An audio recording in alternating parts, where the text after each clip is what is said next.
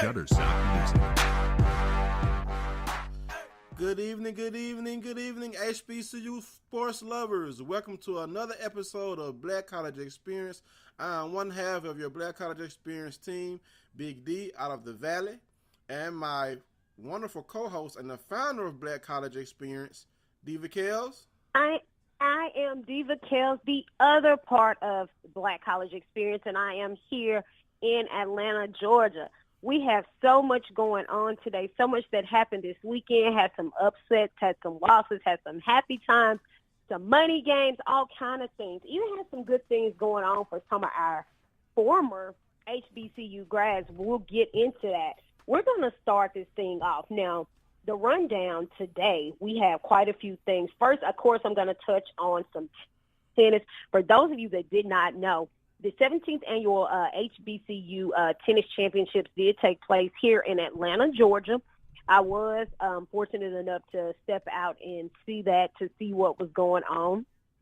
One of the things that I really was not too privy about is that they did not do a lot of marketing, a lot of advertising as far as the championships. You know, I did get a chance to talk to, kids from Tennessee State, got a chance to talk to the coach and the team, got some interviews from Florida A&M.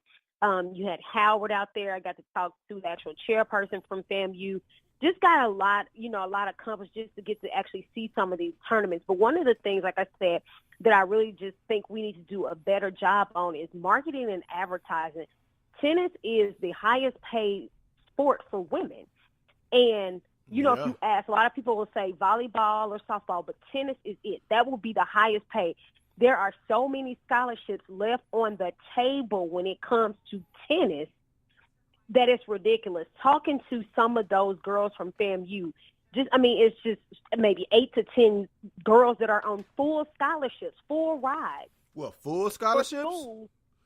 Full scholarships. Do you hear this? Full scholarships, I'm people. finna take my baby, get her a tennis coach. Thank you. Please invest. Please invest in your children. Put them in tennis or golf. Everything is not football, basketball, or baseball. Please invest in these other sports. People don't invest in these sports, or they don't take pride, or they don't participate in these sports because they have no clue. And they're not really talking about the scholarships. They're not really talking about the money that's available. So, again, it was a great experience, but it angered me. It bothered me to know that kids are actually going. I actually met a lady that had a daughter that played tennis for FAMU. She had another daughter that was playing for another school, I think out of Chicago, and she actually has a younger daughter that's playing in high school. All three of the kids are playing tennis. The two that are in college are on full ride.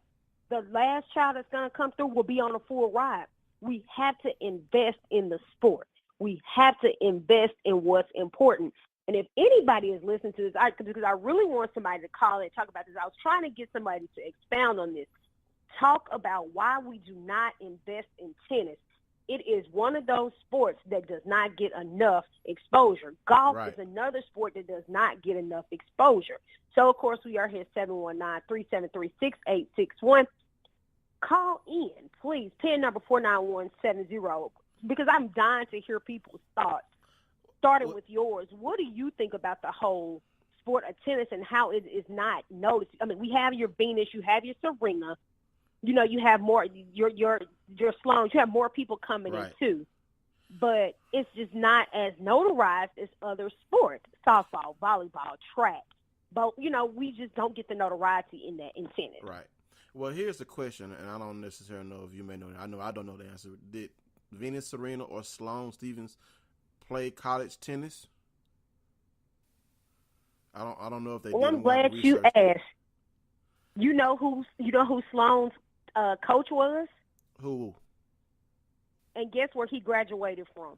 Oh, boy. Florida A&M University. Florida A&M? Florida A&M University. I thought His you were name finna is say Kamal Southern. Murray. Came straight out of FAMU. Well, he came straight out of FAMU. Here's something that you just educated me. I didn't know that the highest grossing sport for women was tennis. I knew golf was up there because everyone knows, in golf, you don't even have to win a tournament to get paid. But you're right. We should invest into these sports because I didn't know tennis gave full scholarships. I thought tennis gave partial scholarships. That is, you're like I said, you're educating me, and that's something that we need to make sure that everyone knows, that you can get a full athletic scholarship playing tennis. Go to school, play tennis, work hard, and there is a professional career out there for you if you work hard and take the proper coaching. I mean, that is something that I think we should try and take the baton and run with, Kels, to try to, educate individuals to say, hey, you can go to school for free, play tennis, and there is a potential that you can carve a professional career as a professional tennis player coming from an HBCU. Absolutely. And I don't think a lot of times, people just don't know. They just don't know when it comes to it. And, again, Sloane Stephens, her coach is the guy, once again, I'm going to call him right now, Kamal Murray. So, he's 4 straight out of Florida A&M. And right now in Chicago, he's actually building a facility, from my understanding. Now, here's another quirky thing. I'm finding out all of this information not only from research, but his cousin went to Southern with me. So this is how I'm finding out all of this information, all these different things that are going on. And a lot of times we can't talk about things that we don't know about. People don't speak on it because they don't know about it. And it's hard to, get people into something that they don't know about. But it's even tougher when you have so much money on the table in a sport that is becoming more and more open. Like, you're getting more and more African Americans that are going to get into tennis, that are going to eventually get into golf. There are more and more if you look at over the time span.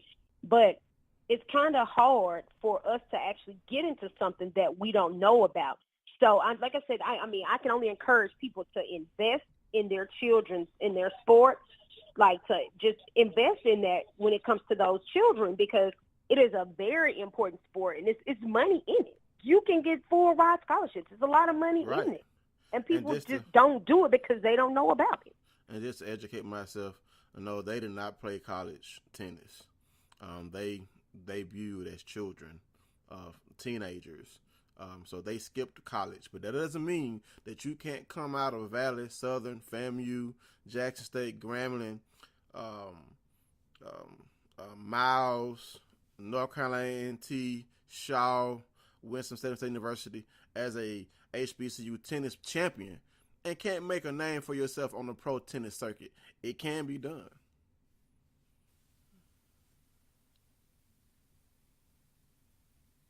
It can be done.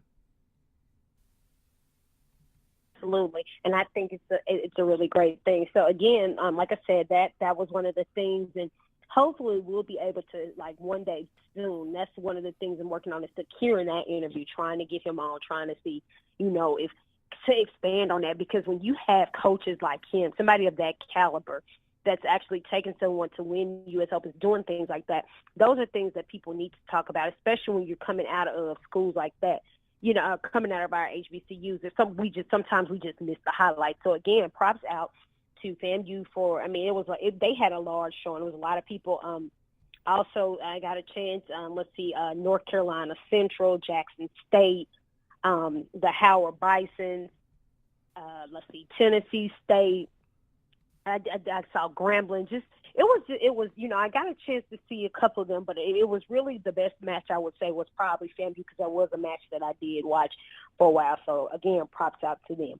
Now, going over to SWAC cross country, I'm going to give you a recap of what happened this week, since we're still on what's going on in women's sports. All right.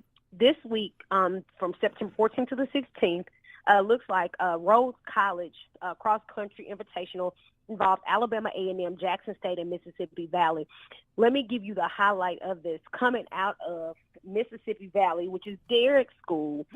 Mississippi Valley has the highest finish among the SWAC conference schools participating. The Devilettes finished the event in 11th place overall, while Alabama A&M and Jackson State finished in 16th and 17th place, respectively. Now, Scholastica Kimmy, which is from Valley, was the top finisher, SWAC finisher in the women's event, and she came in 9th place with a time of 19:14.2. The names are crazy. Silano of Jackson State was the other SWAC runner to finish in the top 25, which she finished in 24th in a time of 19:47.6. And then, of course, the Delta Devils were the only SWAC men's team to participate in the men's 8,000-meter race.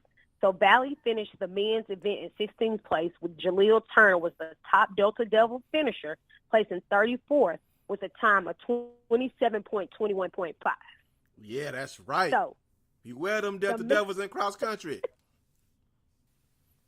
That's right. Delta Devils are putting it down. Hey, I tell people all sports matter.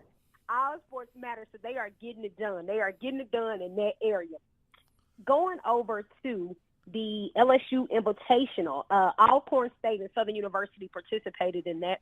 They both competed. That was on Saturday. On the women's side, Alcorn finished the women's in 5K, in 8th place with the overall time of 1 hour, 58 minutes, and 51 seconds. Yakisha Royal was the highest Lady Brave finishing, coming in the 46th place with a time of 21.47.0. For the men, Southern finished the men's 6K in 6th place, 1 hour, 38 minutes, 34 seconds, while Alcorn finished in 10th place with a time of 1:57.32. Nixon Kipling of Southern was the highest SWAC finisher among the men's competitors, which he finished at 32nd place with a time of 19:10.4. And then Tariq Miles was the highest finisher for Alcorn State in the men's event, coming in 52nd place with a time of 20:26.3. The Falcon Classic, which was none other than Alabama State, had the young lady Ariane Span that paced the Alabama State University cross-country program in a time of 23 minutes, 42.49 at the Falcon Classic, which was hosted at the University of Montevallo. She finished 14th overall in the race, and it featured some of the toughest competition that Alabama State has faced in the season. She crossed the line 10th overall among the Division I winners in the race, and she led the contingent of the runners that placed. Alabama did stand fourth behind Mississippi State, Chattanooga, and Sanford on the Division I side, and was followed by she was followed by her teammate Sage. On the men's side, Gregory Thigpen finished 41st overall in a time of 27.56.3, and the men finished Division 4th. What do you say? What'd you say? You said what? Oh, that was Naja coming in here. Sorry about that. The men finished 4th in the Division I race behind the likes of Mississippi State, Chattanooga, and Sanford. Mook Triple Dual Invitational, you have Grambling, Jackson State, and Arkansas Pine Bluff. You have Grambling for the men's 3 SWAC titles, made the top 3 finishers of the race. And that, of course, you had the first one out of Jackson State. The highest men finishers for the UAPB was Wade Garner, and then Arkansas Pine Bluff was the only SWAC school to participate in the women's 4,000-meter race. The Lady Lions finished the team portion of the event in the 4th place. And then finally, in the Texas Invitational, Prairie View A&M and Texas Southern. Prairie View A&M and Texas Southern ran at the Texas Invitational on Thursday. The Panther women concluded the race, finishing 5th with 164 points in the 4K. The Panthers men also placed 5th, but in the 6K race. And then Texas Southern finished the men's event in the 7th place. So that's what's going on in the cross country. All right. Awesome, Kels. Awesome. So, ready to jump over there in the football now? Yeah, we can go ahead and jump into football unless you want to hit volleyball. Let me give you the volleyball scores before we get into that. Okay. Well, we're going to save Shaw's, though, for when Coach Goree comes up. Yeah, this is just SWAC. In SWAC volleyball this week, Jacksonville State was 3, Alabama A&M was 0. Alabama State did curve Northwestern 3-2. North Colorado did get Pine Bluff 3-0. Arkansas Monticello was 3, Graham was 1. Tulane was 3, Alabama State was 0. Western Carolina was 3, Mississippi Valley was 0. Texas Southern was 3, Incognito Ward was 2, and then Murray State was 3 over Southern with 0. Yes, indeed. Awesome scores. And of course, with volleyball, I'm pretty sure there was a lot of spiking going on, a lot of kills, a lot of digs. So congratulations to those young ladies on the efforts on the volleyball court. Southern played a pretty aggressive game towards. They had a lot pretty aggressive on Friday against Alabama. The first set they were 26-24. The second set of volleyball they were 25-22, and then the final set was 6-2. But they actually played very competitive, very defensive. Although they lost, they played very competitive, very defensive. So as the time goes on, we'll see what's going to happen with Southern University. Yes, indeed. Awesome. We're going to jump over into football, and we're going to review some big games that happened in HBCU football. First, we're going to start out in the SWAC. And the big game this week was the Jackson State Tigers versus the defending SWAC and Black College National Championship champion Grambling State Tigers. And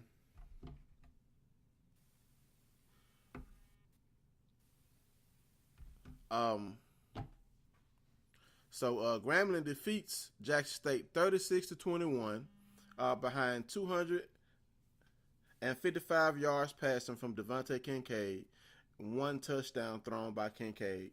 Martez Carter ran for 96 yards and a touchdown. Kincaid also ran for 60 yards and a touchdown. For Jackson State, Brent Lyles threw for 208 yards and 1 touchdown. Jackson State was led on the ground by Jordan Johnson, who ran for 49 yards and 1 touchdown. So congratulations to Grambling for defending their home turf against Jackson State. This was a big rivalry game, Kels. Tell me what you think about that. Well, honestly, as I keep telling everybody, I have Jackson State, I have Alabama A&M as my sleepers. Now, as we get into SWAC play, Alabama A&M will get into SWAC play this weekend coming up. And now let me ask, I'm not sure if this counted as a SWAC game because of the setup now.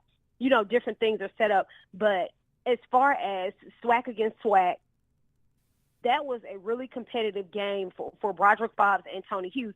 And at once or twice, Jackson State actually led or had the lead. So I think it was really competitive. I think it was really a really good game. And they kind of went back to back to back.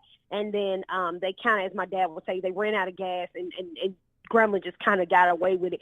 But very good game. Congratulations to Grambling for winning that. But no doubt, Jackson State did hang in there with them. And I think as the season goes on, we can still see the improvement that Tony Hughes is doing. And we can go back and look at his recruiting class. The recruiting that they've done over with their recruiting class was one that can't go without talking about. So we're going to see some tough stuff here. I think we're going to see more improvement as the season goes on with Jackson State. Yes, indeed. And it was a hotly contested game, battling back and forth. But Grambling took over in the fourth quarter and, put the game away. I mean, just an awesome game by Coach Fobbs leading his Tigers in the victory. Also in the SWAC, Alcorn falls to McNeese 34-27. In a also very highly contested game. I mean, the game went into overtime. Lenoris Footman had an amazing game.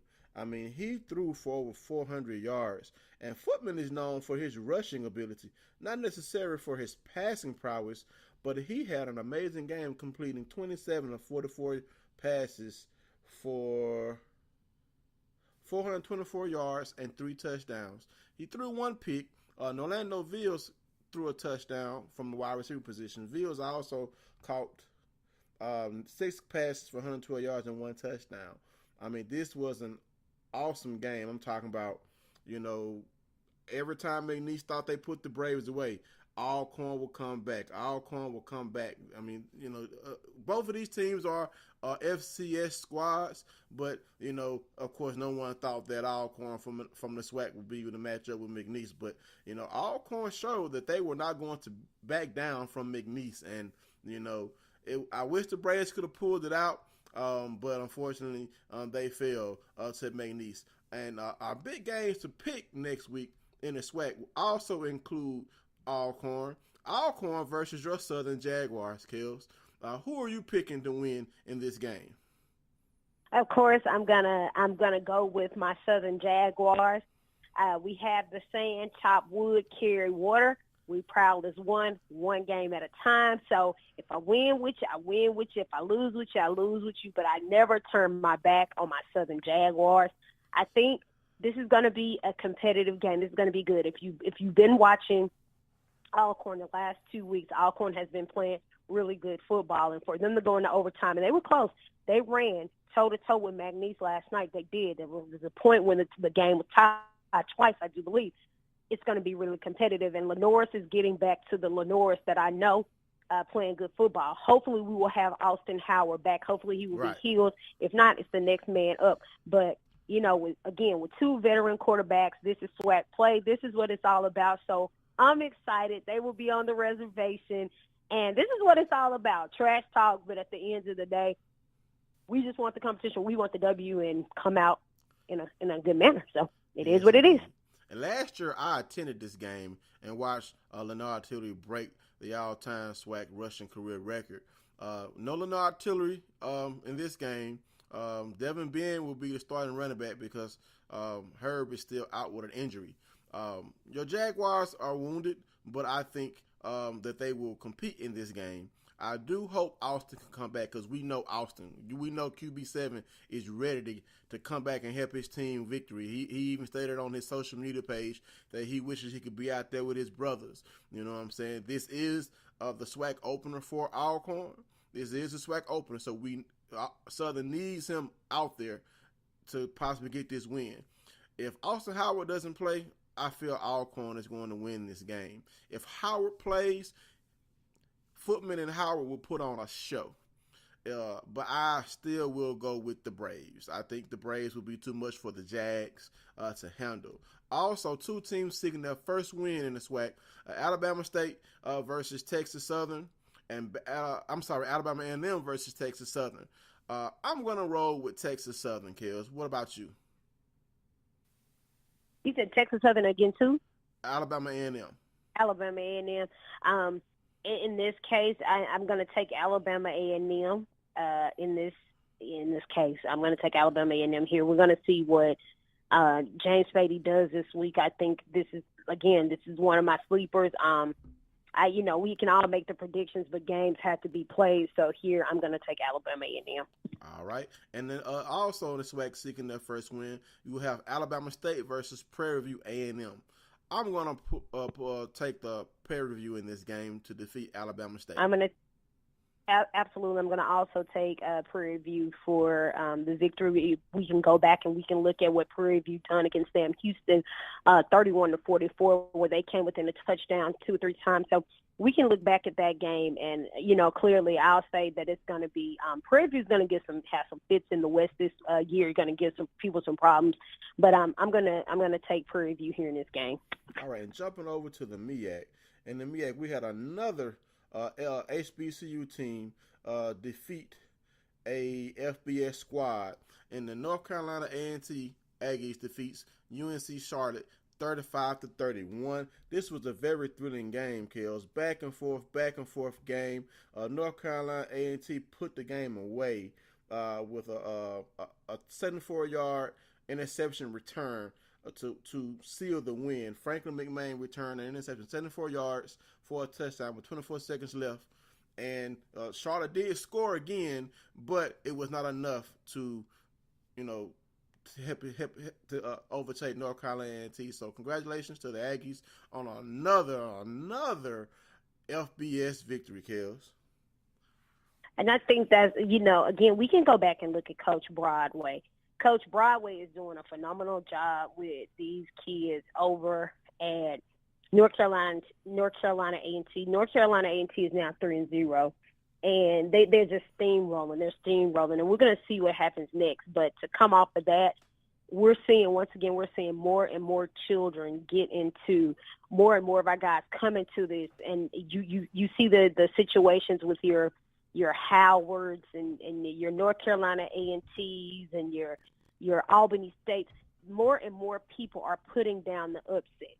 So with this type of thing, they start seeing us. The exposure is there.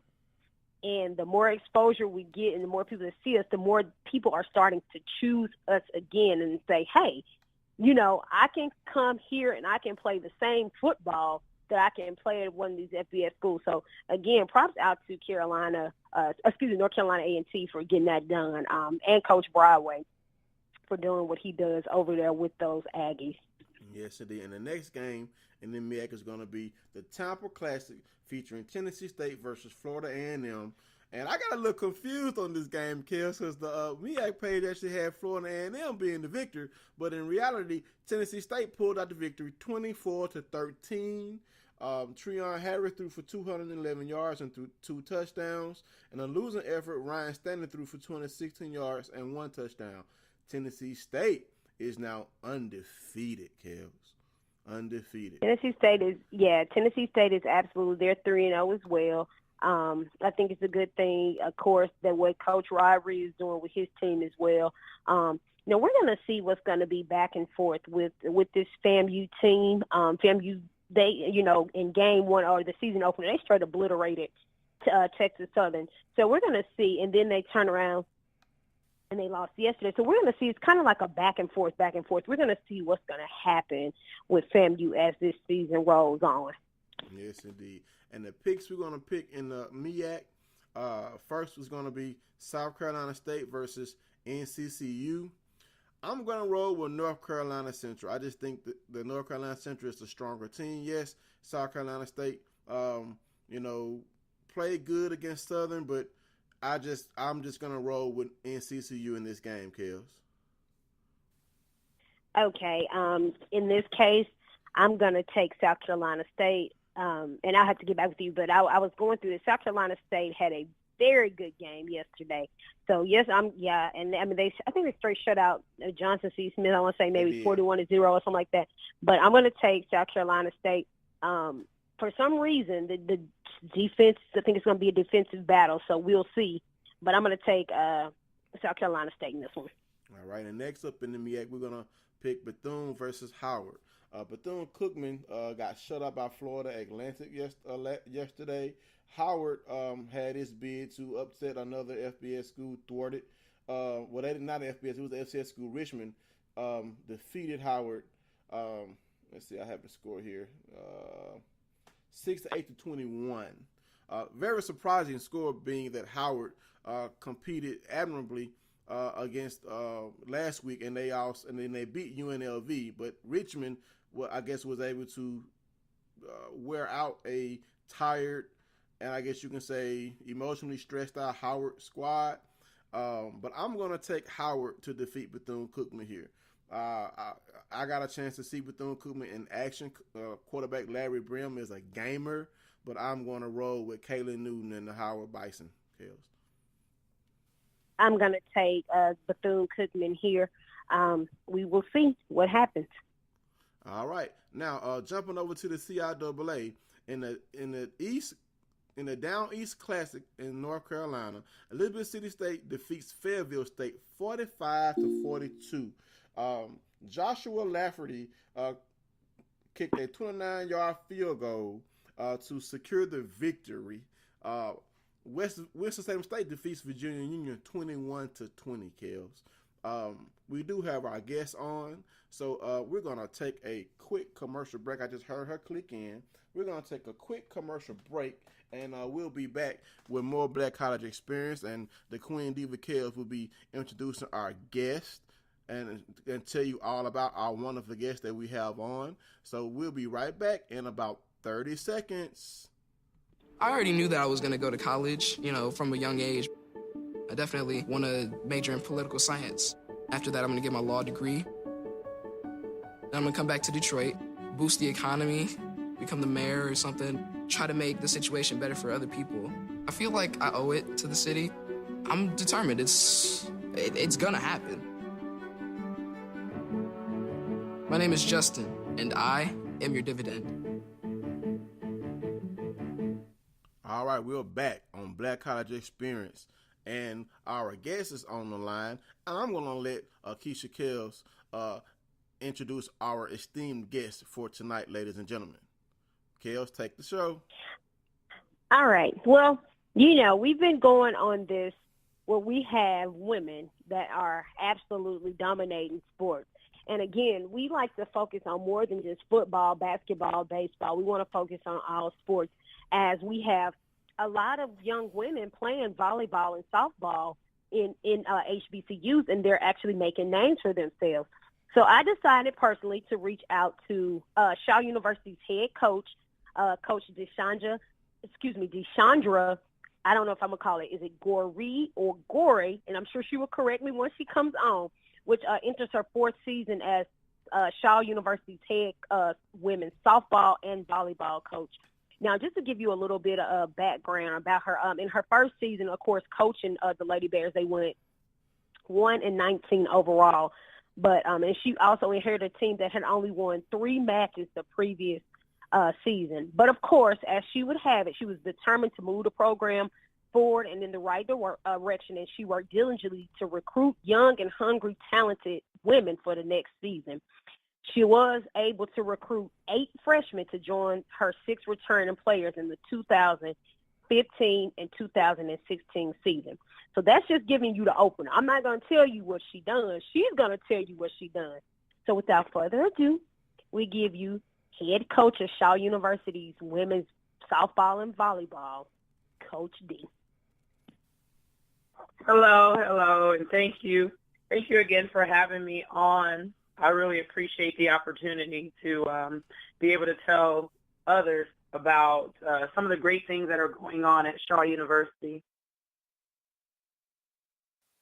Thank you so much for coming on. We really do appreciate it. Anytime we get a chance to highlight, again, every sport, and I tell people laugh at me, but I'm so serious. I don't care if it's water polo. If we're going to talk about it, if it's at a HBCU, we're going to talk about it. I don't care what season it is, who's playing it. As long as it's a sport that's at a HBCU, we're going to talk about it. So, Derek, you can go ahead and go first. Well, Coach Goree, like I said, we're honored to have you here on with us. And, I got a chance to read over your bio, and I just want you to just educate our audience. Tell us about yourself. Where did you go to school at? I attended Shaw University, where I competed in both volleyball and softball from the years 2000 to 2004. I'm from Fort Wayne, Indiana, so the end of my junior year, going into my senior year in high school, Coach Dianthea Ford Key at the time made several phone calls out to me and asked me to come down to North Carolina and join her programs. And I jumped at the opportunity. I wanted to get away from home. I wanted to, experience life. I wanted to, be grown. So I decided to attend Shaw University and participate in both of those sports. I wanted to represent, my family well. I wanted to represent myself well, of course, and I wanted to leave a legacy and a name, a name attached to myself. So I wanted to not only go to Shaw, but I wanted to do well academically and athletically. So I had the opportunity to do that. After graduating from Shaw University, I went back home to Indiana. I attended the University of St. Francis, and I earned my MBA. And while I was doing that, I was coaching high school volleyball at Southside High School. I coached both volleyball and softball, so I never really got away from the game. Mm-hmm. My role just transitioned from player to coach. And then I coached for about 4 years in Indiana, And then there was another opportunity for me to work in the Academic Student Success Center at Wilberforce University in near Dayton, Ohio. So I moved there and worked in higher education, not athletics, but just higher education for another 4 years. And then I saw the opportunity open for me to come back down to North Carolina and coach both sports for my alma mater. So I jumped at that opportunity, and I've been coaching both sports at Shaw since the 2014 season. Right. So basically, your HBCU beckons you to come back and give back, and that is exactly what you have done, correct? Yes, absolutely. And you've built the volleyball team back into a champion. I think you all were the champions of the CIAA last year, right? Yes, we were. And you are a two-time volleyball coach of the year, correct? Yes. Oh, very from an HBCU. humbling. Yes, very humbling, very surprising, but very. I worked really hard. I won't take away from the hard work that it took and the hard work that was required for me in order to come down and rebuild the program. But yes, very humbly accepting the Coach of the Year award for 2 consecutive seasons. Yes, indeed. Hopefully we can make that a third. Now, I also see you play basketball in high school. Do you think that the girls' basketball coach is going to try to get you on the bench? Oh, my Lord. No. I played basketball, to be completely 100% honest and transparent. I played basketball in high school just to stay in shape for softball. Okay. Yes. Softball was my main sport. I played baseball growing up with boys. I was the only girl on the team. I played baseball from age 5 to 13. I didn't transition into softball until my freshman year in high school. Right. So softball definitely is my sport. But basketball was simply, another way for me to stay active and another way for me to condition and keep my body in shape for the upcoming softball season. Yes, indeed. It's funny you say you played baseball and softball, because I played baseball as a child growing up, and another young lady who's also an HBCU graduate of Jackson State University, she played on our baseball team, and she was actually a better baseball player than some of the boys. And she could hit the ball. She could feel her dad was an assistant coach. So yeah, I definitely understand how it feels to have a young lady on the baseball team. And when you have a young girl on the baseball team, some boys may not see her as a threat. Felicia Farrar was a threat, and I'm pretty sure that you were a threat on that baseball diamond too, right? I hit some home runs. Yeah. I see you had. Yeah, I embarrassed a few boys. And I see you hit 8 home runs on the season when you were in college. So yes, you had some power. Yeah, I have the home run record right now. I hit 32 home runs in my softball career. Wow.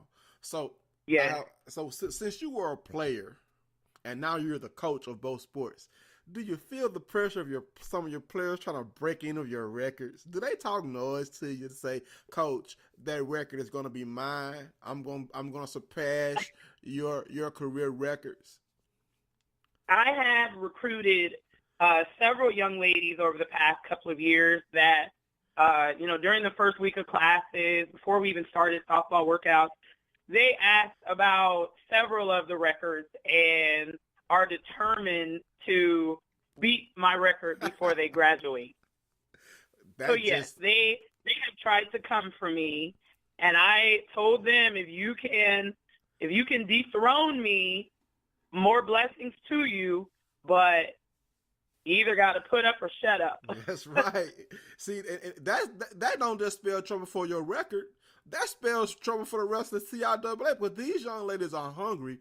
They want to prove that they can, surpass a record that their coach has, and that just makes your team even more dangerous on the volleyball court and on the softball diamond. When you have a coach that was successful playing at the school, and you can come back and challenge your players. You know, you know how sometimes players want to be like, "Oh, you don't know what you're talking about, coach." Well, you can pull out the record book. I know what I'm talking about. Be that. You know what I'm saying? You can shut that all down. Yes, and you know, I technically don't necessarily have to go to the record book. They can come to my office and see my plaque on the wall. Oh, you have it in there for them to see when they walk in. Yes. Yes, indeed. Yes. Recruiting purposes, and to let my team know that everything I'm asking them to do, I've done it before in my life. So I know how to be a champion. I know what it takes to be a champion and to maintain championship status. Right. Now, speaking of which, I found you on, Kels found you on social media, and you're very active on social media. I was reading over your Twitter page, and you're holding an open softball tryout? Yes, I am. Next, it'll be held this coming Wednesday from 3 to 5:30.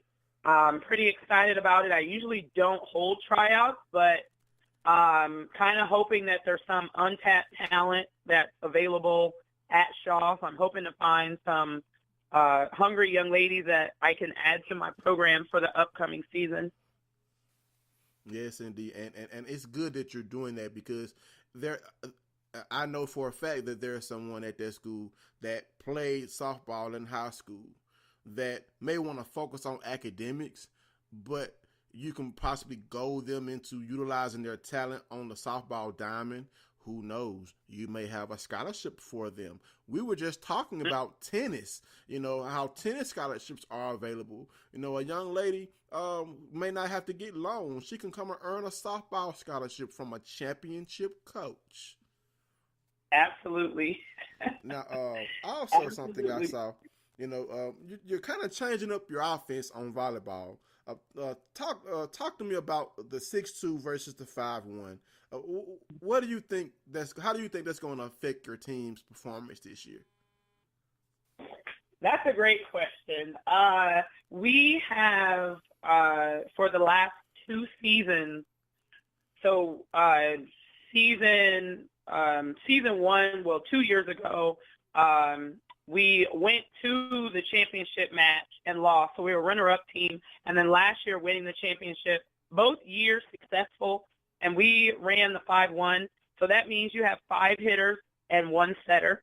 So my setter would play 6 rotations. She would play 3 in the back, 3 in the front. This year, I've decided to operate under a 6-2, which means there are 6 hitters and 2 different setters that rotate in. So my setters will always be in the back row. And so when they rotate up to the front, a right side hitter will go in for them. The difference between the two, depending on who you ask, both of them have benefits. With the 5-1, because you're operating with 1 setter, every hitter can get used to the pace, the trajectory of the ball. They get used to hitting sets from 1 person. And so it's consistency, it's being comfortable, it's an expectation of knowing that setter is going to put the ball where it needs to be for each hitter.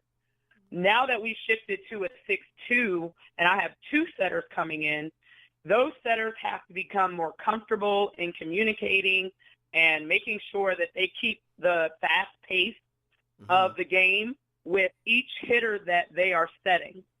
So each setter in the 6-2 has roughly 3 hitters that they have to become very familiar with.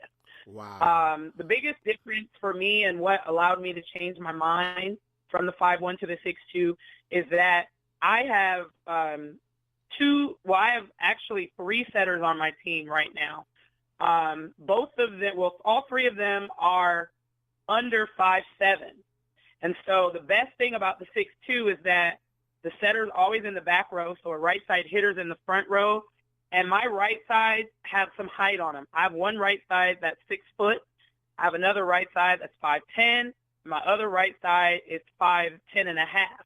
Right. So I've got great height and athleticism in the front.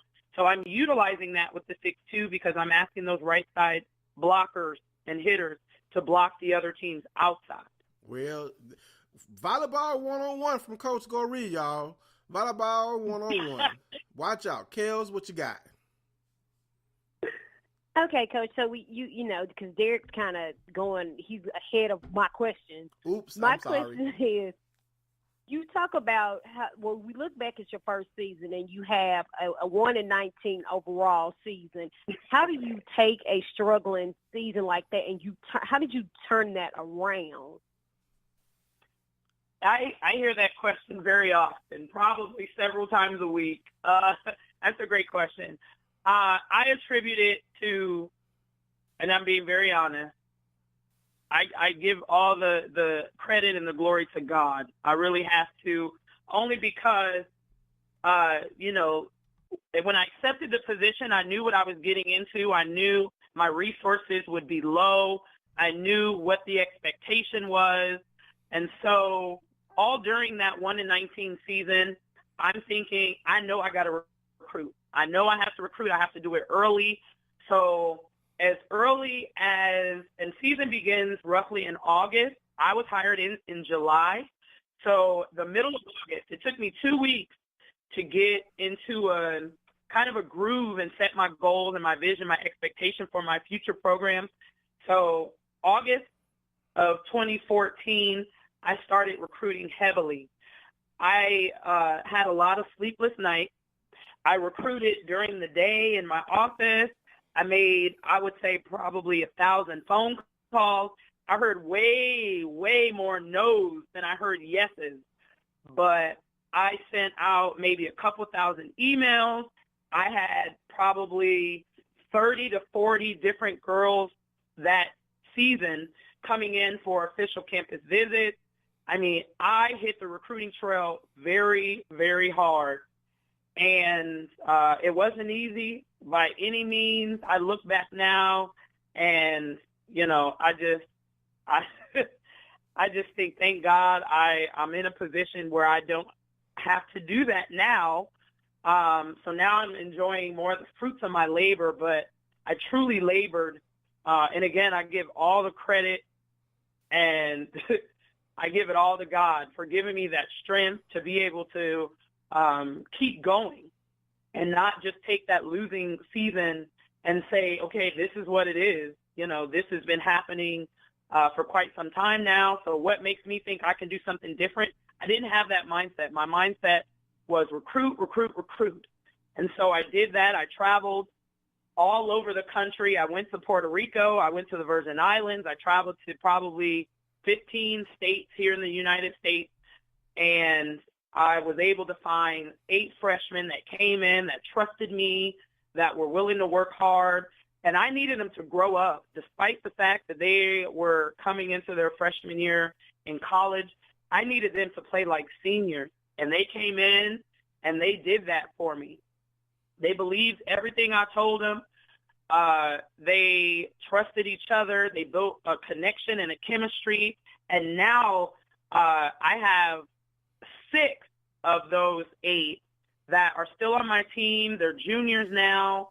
So they understand and they have a great deal of respect for me, my program, and what it takes to, you know, be a champion, to continue to be a champion. So right now they're working really hard with my other players to bring in a repeat. And that's excellent when you say that they trusted each other and there's a connection. One thing you said that stuck out was the mindset. And we know a mindset determines everything that we do. You had to, just because it happened in the past doesn't mean that I can't change a mindset, which is a really strong mindset because you took a team and you turned it completely around. Now, when Derek asked you, you said, I know what it takes to win a championship and maintain a championship. How did you come up with that actual slogan? And actually, what do you do to maintain that outside of recruiting? Because hearing you say I went to different countries, I went to 15 different states, a lot of people and a lot of time with HBCUs, that's what it's about. It's about aggressive recruiting. We don't recruit as aggressively as we need to in some sports.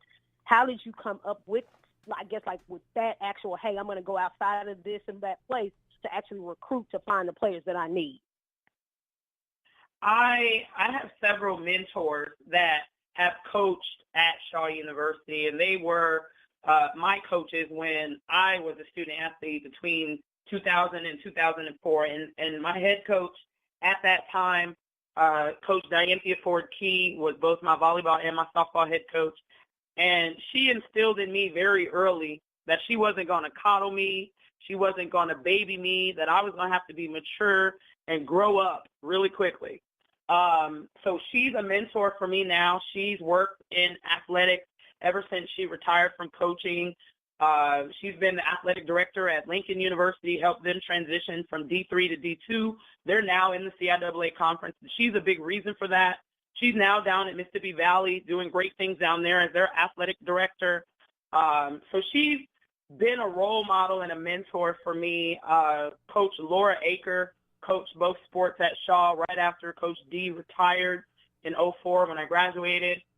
And when I told her that I was offered the position, I was coming down, she, came and talked to me, came to my office and saw me and told me that this isn't an easy business. And I hope you know what you're getting into, and you need to set a plan. So even after accepting the job, I had so many things going on in my mind, and it was definitely shocking for me because this was my first head coaching job on the collegiate level. I've never been an assistant coach on the collegiate level. So I was not dipping my toe in the water, but I was being pushed in the deep end at the pool. And I had to figure it out very quickly. But I will say, with the assistance of my mentors, talking me through some situations, some challenges and issues, and talking me off the ledge during that 1-19 season, I would say, they gave me keys to success. They gave me motivation, encouragement, support. Coach Aker still lives in Raleigh, and so she's come out to several home games, and Coach D and I stay in contact, and so it wasn't as if I had the plan when I came down to accept the position, but I developed the plan very quickly. I had no choice. Yes, indeed. But I developed it really quickly, and I had to recruit people that were going to buy into my plan, and then, of course, execution is a very important piece of my plan. So I had to be very particular with, even though I used the aggressive recruiting model, I still had to be very particular with whom I allowed to be a part of my program because they're absolutely a reflection of me. Yes, indeed. And it's just funny how your mentor is now working for my alma mater. So hopefully she can bestow some of her knowledge and help grow the athletic department at Mississippi Valley State University so we can enjoy the fruits of her labor, in growing Valley's athletic department. So, you're on board with me. Go on, Miss Key. You know what I'm saying? Because I'm a Delta Devil, so. Yeah, and that is okay. So with the upcoming season, like what do you have going on now? What are you looking forward to right now with this upcoming season with volleyball and softball? So right now, currently, the volleyball program is 10-2. We just finished up day 2 of the CIAA roundup, which gives the southern teams an opportunity to compete against the northern teams. So we finished up today. We got back at maybe around 5:30, 6 o'clock, and we went undefeated this past weekend. So perfect 3-0, very excited about it. We are expecting our hashtag for this season. We always come up with one, usually 2, but the main one that we're going with is working for the repeat. And I'm trying to, again, constantly remind my girls what it takes to be a repeat champion and So we're right where I would like for us to be. I want us to continue the momentum and moving forward. This upcoming Thursday, we start playing divisional matches, and so, of course, those are very important. They determine your seeding in the postseason. So, of course, I'm expecting my team to make it to the postseason, to have a strong finish to our season, and again, work for that second ring now. My upcoming softball expectation is to make it to the postseason. I have a great group of girls that are returning from last year. Last year we had some bumps. We had some lumps. We went from 18 to 12 players really quickly due to injuries. And so now that players are back, players are more focused. I'm definitely expecting softball to hit their stride.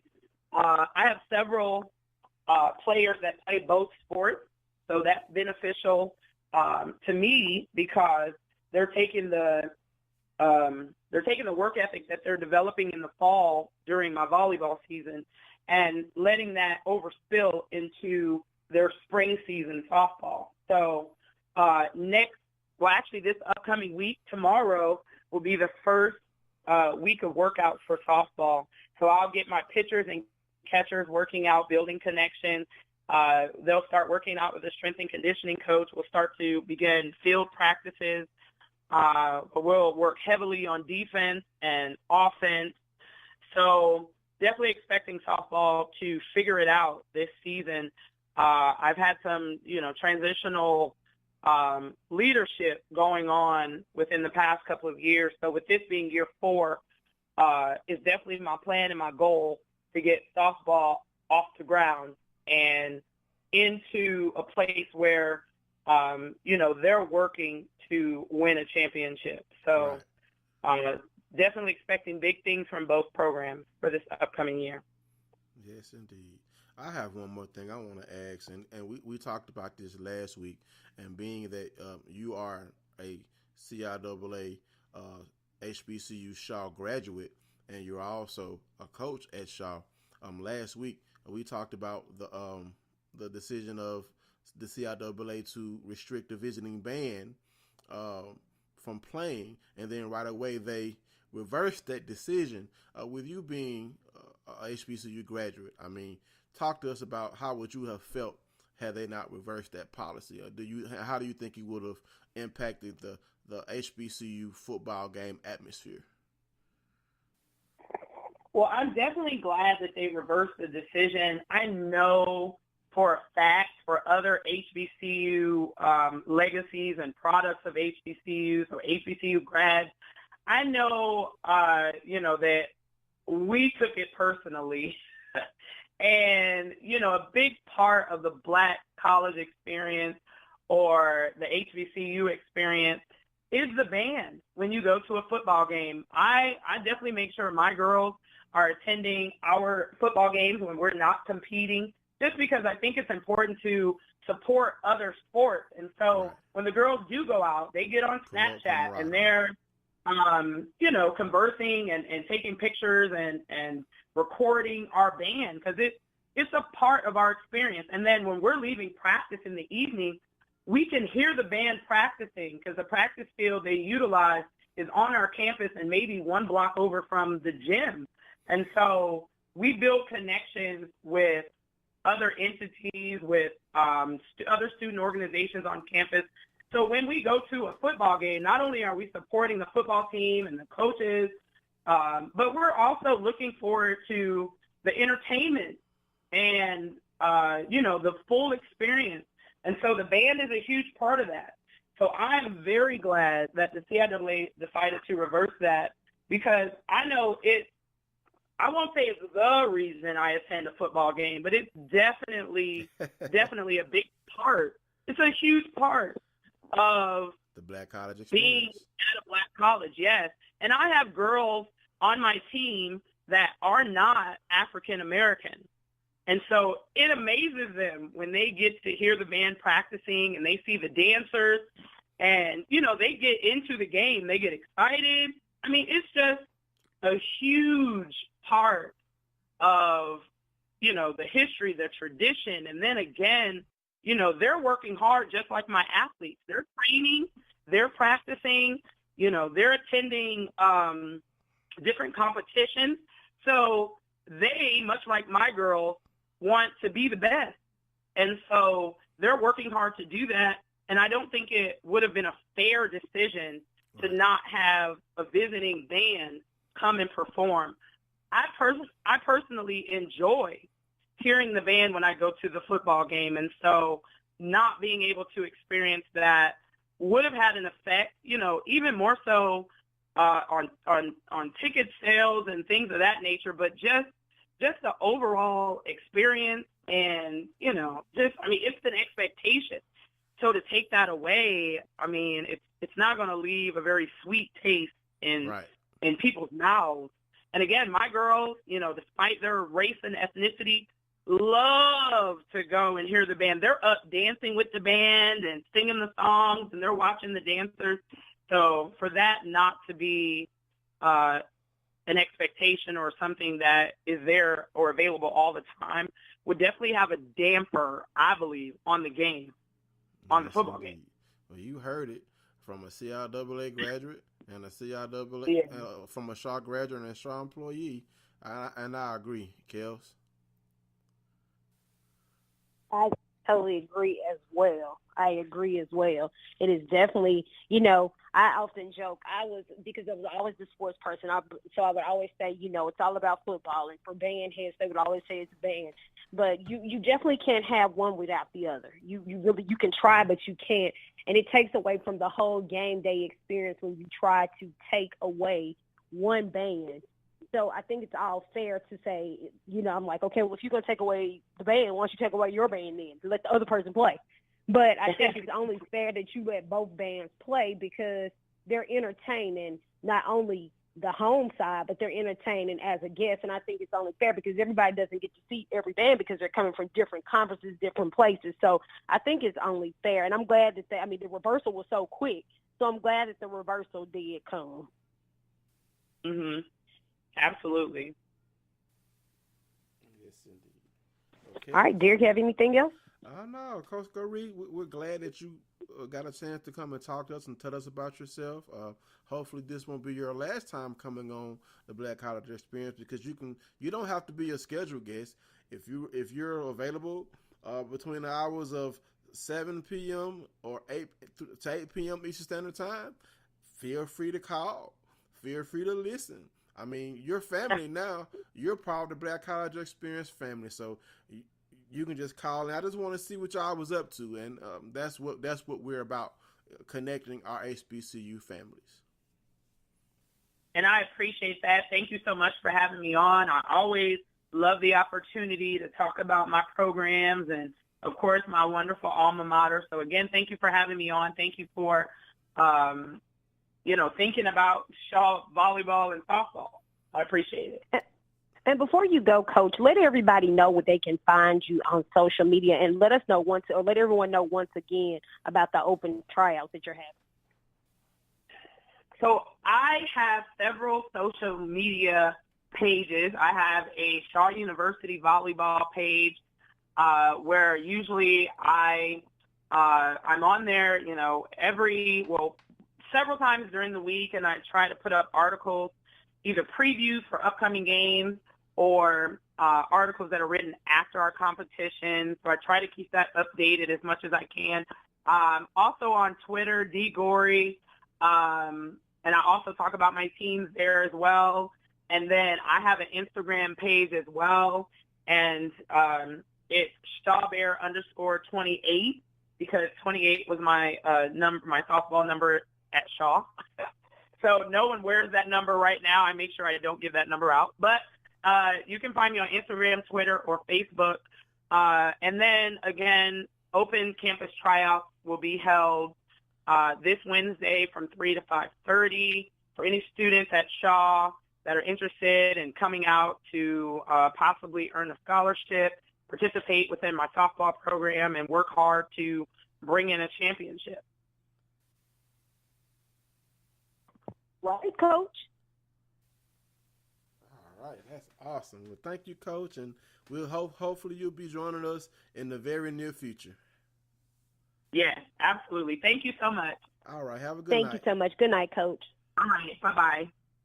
Bye-bye. All right, Kels, amazing.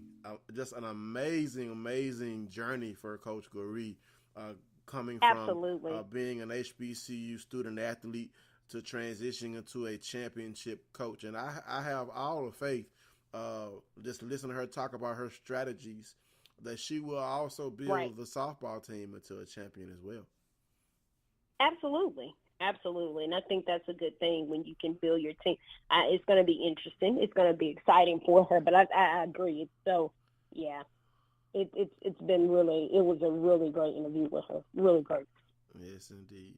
Well, we're running out of time, Kels. You want to go ahead and finish off these picks so we can get out of here for the night? Let's go ahead and let's do it. All right. In the CIAA next week, Winston-Salem State versus Virginia State. I'm going to roll with the Rams.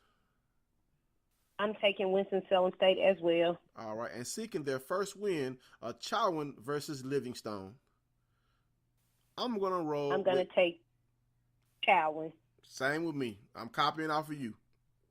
In the SIAC, yeah, I'm copying off of you. Benedict versus Fort Valley State. I'm going to roll with Benedict. I'm taking Fort Valley. All right. And stepping out of conference, Tuskegee versus Findlay, also in Ohio, where Coach Goree is. I'm going to roll with Tuskegee. Well, I'm going to take Findlay out of conference. It's been a push for Tuskegee these last couple of weeks. So I'm going to take Findlay here. All right. And last but not least, Albany versus University of West Georgia. I'm going to roll with the Rams. I'm going to roll with the Rams, too. Looking at what Coach Gabe is doing, he's actually getting this team ready. And I actually have a friend that graduated from Albany State, and he's very excited. He said if we don't win the division this year, something is going to go down. So I'm actually excited to see what they're going to do because I'm actually going to cover their homecoming game this year. So I'm pretty excited for the Rams. I'm going to take the Rams as well.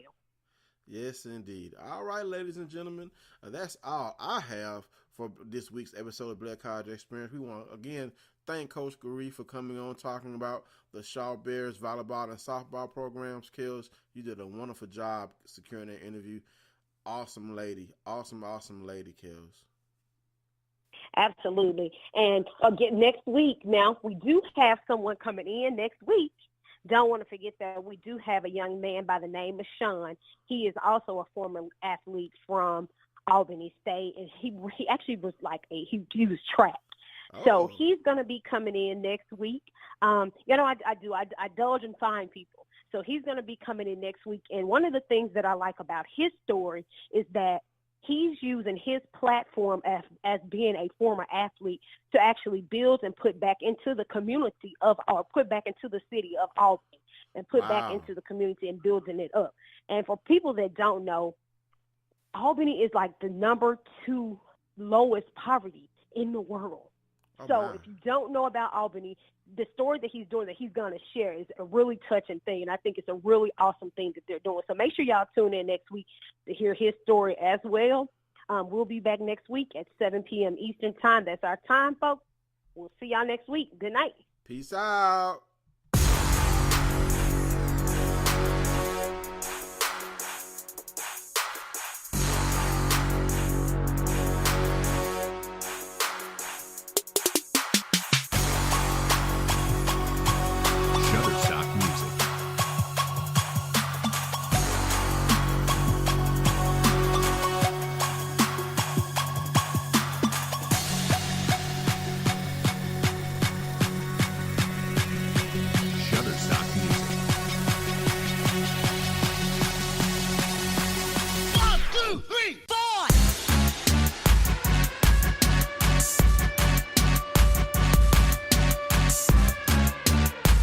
Shutterstock Music.